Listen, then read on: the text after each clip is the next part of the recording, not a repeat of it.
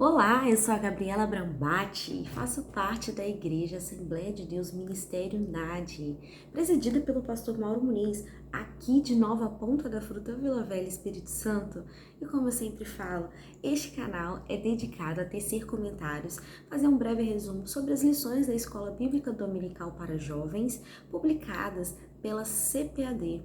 E nós estamos estudando neste trimestre os princípios divinos em tempos de crise. E hoje é a nossa última lição deste trimestre, lição de número 13, que tem por tema a vigilância conserva por a igreja. Mas, como eu sempre friso, isso é apenas um resumo, então pega a sua Bíblia, vai estudar cada texto que eu citar, vai lá, confere na Bíblia, porque aqui é muito rápido, é algo para ser dinâmico, mas é para te incentivar você mesmo a buscar mais e mais da palavra de Deus. E antes de eu começar essa lição de número 13 especificamente, eu quero fazer um resumo de tudo que a gente viu aqui nesse trimestre. Um rápido resumo para a gente fazer um link com essa lição de número 13, porque essa lição de número 13, ela vem falar um pouco sobre escatologia, sobre a volta de Jesus. E vai parecer, sim, que não tem nada a ver com as outras lições que nós vimos até agora, mas ela tem tudo a ver. E vamos lá então.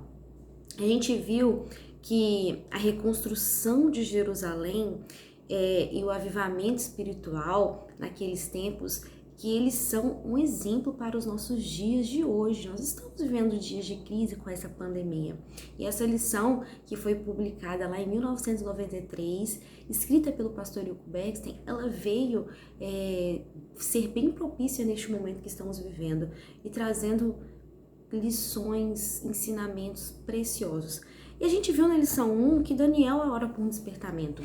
A gente estudou nessa lição que Daniel estava analisando as escrituras, lendo e viu que já estava chegando os 70 anos, o tempo de se findar o cativeiro babilônico, como havia dito nas profecias escritas na Bíblia. Então Daniel ele orou para que o povo fosse despertado e isso acontecesse. E a gente viu que o despertamento espiritual é um milagre na lição de número 2. A gente viu que Deus ele foi de encontro ao coração do rei Ciro, rei na época, e ele deu toda a liberdade para o povo retornar a Jerusalém e fazer a reconstrução dos muros, inclusive financiando.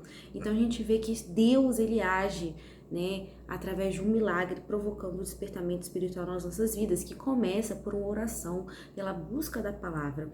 E o despertamento espiritual, ele renova o altar, como diz o título da nossa lição de número 3. E ele renova o nosso altar. Quando a gente é despertado espiritualmente, a gente quer mais e mais e mais buscar a palavra de Deus, a gente quer se livrar dos pecados, a gente quer se aproximar do nosso Pai. Então, quando a gente é renovado espiritualmente, a gente primeiro busca cuidar do nosso altar para sacrificarmos, oferecermos sacrifícios de louvor ao nosso Deus. E a gente viu também na lição de número 4 que a reconstrução do templo, ela enfrentou muitas oposições. A gente viu Sanbalat e Tobias, a gente viu a oposição do povo samaritano que estava ali querendo fingir ajudar o povo a reconstruir, a participar, mas no fundo eles queriam implementar deuses pagãos, adoração a outros deuses, e Deus mostrou que não devemos nos aliançar com esses outros tipos de pessoa.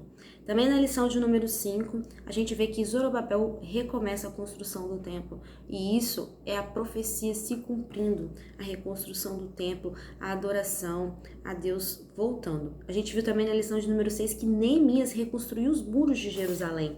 Isso é muito importante porque Neemias ele era um líder muito estrategista, um líder brilhante. A gente deve se inspirar e estudar a fundo a história de Neemias, porque apenas em 58 dias os muros foram reconstruídos, as portas também, que já haviam sido queimadas, estavam reconstruídas. Isso porque ele usou de estratégia, o povo ia reconstruindo em frente às suas casas, quem morava perto ia reconstruindo ali. Então, quando viu em 58 dias, algo que para a época era assim, inovador, os muros estavam reconstruídos. E também a gente viu na lição de número 7 que o povo de Deus deve separar-se do mal, mais uma vez aí trazendo os samaritanos querendo se infiltrar aí em meio ao povo de Deus, em meio a essa reconstrução, a essa obra que Deus mandou o povo dele fazer, para que não houvesse mistura, para que não houvesse adoração a outros deuses, para que o povo permanecesse fiel e conservado, né, naquilo que Deus queria para eles.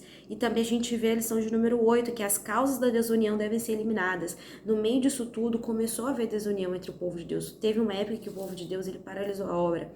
E eles se voltaram a reconstruir mais as suas próprias casas e adornar as suas próprias casas. E nisso começou a haver uma desunião entre os ricos e os pobres. E a gente viu como eliminar e que devemos eliminar porque essas desuniões. E porque quando o povo ele está se voltando para a sua própria vida, acabam surgindo certas desuniões. Mas quando o povo estava sempre unido ali, fazendo a obra de Deus, não tinha desunião nenhuma. E na lição de número 9, a gente vai ver como vencer as oposições à obra de Deus. Algumas dicas maravilhosas de como a gente faz para vencer essas oposições. Lição de número 10, provai se os espíritos são de Deus. Porque, gente, haviam se levantado muitos falsos profetas para profetizar contra Esdras, Neemias, enfim, e querer enganar o povo, porque os samaritanos, eles viam que o povo dava muita importância as profecias, aos profetas, eles queriam ali lançar profecias falsas para tentar paralisar a obra de Deus. Lição de número 11, Esdras vai a Jerusalém ensinar a palavra. A gente vê que Esdras, ele tinha muito conhecimento da palavra, ele foi ali a Jerusalém para ensinar a lei de Deus ao povo. E tinha muitas coisas que estavam erradas ali, mas através do ensinamento da palavra, o povo era quebrantado, o povo era transformado e passava a cumprir a lei de Deus. E lição de número 12, Esdras e Neemias combatem o casamento misto. Foi a nossa última lição que estudamos. Porque, gente, muitas vezes o paganismo estava entrando através dos casamentos que não eram puros entre judeu com judeu, mas casamentos entre judeus e povos que serviam outros deuses, que adoravam outros deuses, e com isso ia influenciando a educação dos filhos. Os filhos falavam outras línguas, os filhos já não conseguiam mais falar a língua judia, estudar as escrituras. Então a gente vê aí a importância do povo se permanecer puro. E agora nós vamos entrar na nossa lição de número 13. Se você ficou aqui interessado em saber mais sobre essas outras lições, tem todas aí no canal, é só você voltar e vai ver todas as lições aí disponibilizadas para vocês. Então vamos lá, a vigilância conserva pura a igreja. Porque, gente, muitas vezes a gente está vivendo um momento de calmaria e esquece de vigiar, esquece de buscar. E lá em Efésios 6, a gente vê que Deus ensina, através da vida do apóstolo Paulo, que a gente deve estar sempre vigilantes e usando todas as armas espirituais. Então vai lá também em Efésios 6, que é um texto muito, muito bom da gente ler, da gente guardar sempre, estar relendo sempre. Então o nosso textuário da lição de número 13, a vigilância conserva por a igreja, está em Mateus 13:37, que diz bem assim: e as coisas que vos digo-as todos, vigiai.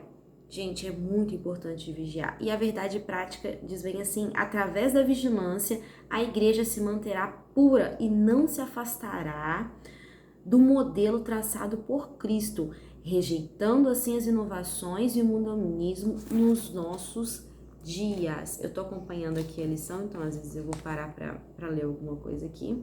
E a leitura bíblica em classe, que a gente não vai ler aqui, mas a gente vai estar falando sobre ela o tempo todo, se encontra lá em Mateus 25, de 1 a 13, que trata sobre a parábola das 10 virgens. Então pega a sua Bíblia, vá ler e se delicie com os grandes ensinamentos. Eu só vou ler aqui o versículo 1 e 2 para a gente introduzir o tema, que diz bem assim: então o reino dos céus será semelhante a 10 virgens que, tomando as suas lâmpadas, saíram ao encontro do esposo. E 5 delas eram prudentes e 5 loucas. A gente vai ver aqui a diferença entre as 5 virgens prudentes e as 5 virgens loucas. E a gente vai aprender a importância de vigiarmos a cada instante. Então vamos lá para o nosso tópico de número 1, que diz meia-noite, o dia em que já passou. Então vamos entender um pouquinho mais sobre a parábola das 10 virgens. A gente vê que na cultura judia, essa parábola ela se referia a um casamento. E naquela época, no dia do casamento, o noivo ele ia à casa da noiva para a cerimônia. Então, os noivos e um grande número de pessoas convidados dirigiam-se à casa do noivo, onde se realizava uma festa, que geralmente durava uma semana inteira essa festa. E as 10 virgens que acompanhavam a noiva, elas eram damas de honra que esperavam para se juntar aos outros convidados, a fim de participar da festa. Mas a gente vê que essa festa tinha o costume de acontecer no final da tarde. Então, por isso que elas levavam lamparinas, porque era no momento em que o sol ia se caindo, então elas precisavam de lâmpadas para serem vistas, né, verem também a chegada do noivo, enfim. E nessa parábola a gente vê que algo fugiu aí do costume, porque parece que o noivo se atrasou. E aí todas caíram no sono, né? Todas as 10 virgens. Só que à meia-noite se escutou um clamor. Aí vem o noivo. E a meia-noite, pra gente aqui, são as 24 horas, né? É o término de um dia. É quando um dia se finaliza. E é um dia que já se passou, já se terminou. E a gente vê que tudo que acontece no passado está se referindo a ontem, mas a gente tem que vigiar porque o ontem, o nosso passado, vai influenciar no dia que o grande noivo vai vir, que é Jesus. E aí a gente vê que todas elas tinham óleo na lamparina, todas tinham. Só que algumas estavam preparadas para se acontecesse algum intempérie, algum atraso, e outras não, vai dar tudo certo, vamos levar só aqui a quantidade suficiente. Só que aí aconteceu que o noivo atrasou. E aquelas que eram prudentes tinham azeite reserva. E essa lição ela vem nos ensinar a importância da gente ter azeite reserva, da gente estar sempre preparado, ter sempre guardado mais e mais fé, porque a gente não sabe o dia e a hora que o noivo vem. E a gente tem que estar preparado o tempo todo. Vamos lá então, né, para a síntese aqui do nosso tópico 1, que é assim: à meia-noite o dia findou, tudo o que aconteceu pertence ao passado e a ontem. E a gente deve ver que Jesus, ele vai arrebatar a igreja que é fiel. E este período que a gente está vivendo aqui vai ter terminado e a gente vai sair ao encontro do nosso noivo, a gente vai sair daqui da terra, a igreja ela vai ser arrebatada, não mais vai ficar aqui. Então a gente tem que fazer tudo que a gente tem que fazer hoje, porque vai chegar um dia que tudo isso vai se findar. Então vamos lá, o tópico de número 2, meia-noite, início de um novo dia. E a gente vê que esse novo dia vai chegar pra gente. Esse novo dia vai ser quando a gente estiver lá junto com Jesus, lá na Nova Jerusalém, vivendo todas as promessas de Cristo, onde não vai haver mais dor, nem pranto, nem tristeza. E uma observação aqui interessante é que Isaías profetizou sobre a reconstrução dos muros, do templo, e Isaías também profetizou sobre a volta de Jesus, né? E a gente viu o que aconteceu. E sobre a volta de Jesus não é diferente, a gente tem que compreender que ela virá, que ela ocorrerá, que Jesus está vindo buscar a sua amada igreja. E nós vamos viver um novo dia com Cristo, e a gente vai estar junto com Jesus, com o nosso Pai, lá no céu adorando. E também é importante lembrar que a noite vem também. Quando se finda um dia, se começa uma noite. E aqueles que não serão arrebatados juntamente com a igreja, ficará aqui para o dia da ira do Cordeiro. Gente, vai ser dias de trevas, dias difíceis depois que a igreja for arrebatada. E a gente tem que se preparar para que nós não possamos ficar aqui, mas sim subir com Jesus. E à noite, à meia-noite, é o anúncio de um novo dia, mas também é o anúncio da chegada da noite. Então a gente tem que ficar vigilantes com relação a isso. Outro ponto que a lição aqui nos traz é o tópico de número 3, que é meia-noite é a hora das trevas. E a gente já sabe, quem está acostumado a estudar as escrituras, que essas coisas que vêm acontecendo, guerras, rumores de guerras, a natureza, sentindo esses momentos, né, que está para vir, para a gente já é algo que a gente já está familiarizado, porque a Bíblia, a todo tempo que vem falando sobre a volta de Jesus, vem falando desses sinais. E a gente vê que a natureza, ela sente, a cada dia mais a gente vê os fenômenos naturais ganhando mais e mais força, já ansiando já pela volta do noivo, pela volta de Jesus, né?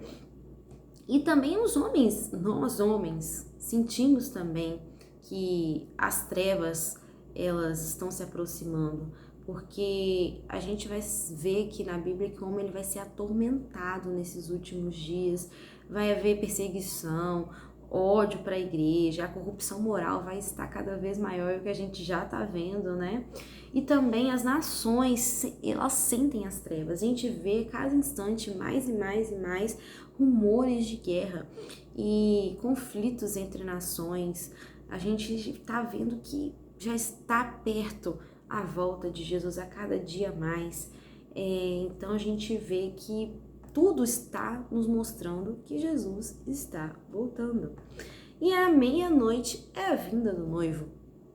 Então, essa parábola que Jesus conta das 10 virgens vem demonstrar que Jesus veio à meia-noite, que está perto de Jesus vir, se findar tudo isso que ficou e começar um novo dia, e ao mesmo para a igreja, e ao mesmo tempo começar tempos de trevas, tempos difíceis aqui na terra, porque durante milênios, né, vários anos já, desde Isaías já profetizavam sobre a vinda de Jesus, e as pessoas passam a não acreditar, acham que Jesus está demorando, deixa eu curtir minha vida aqui, porque ele vai demorar mais um pouquinho para vir mesmo, quem conhece a Bíblia. Só que, gente, a gente não sabe.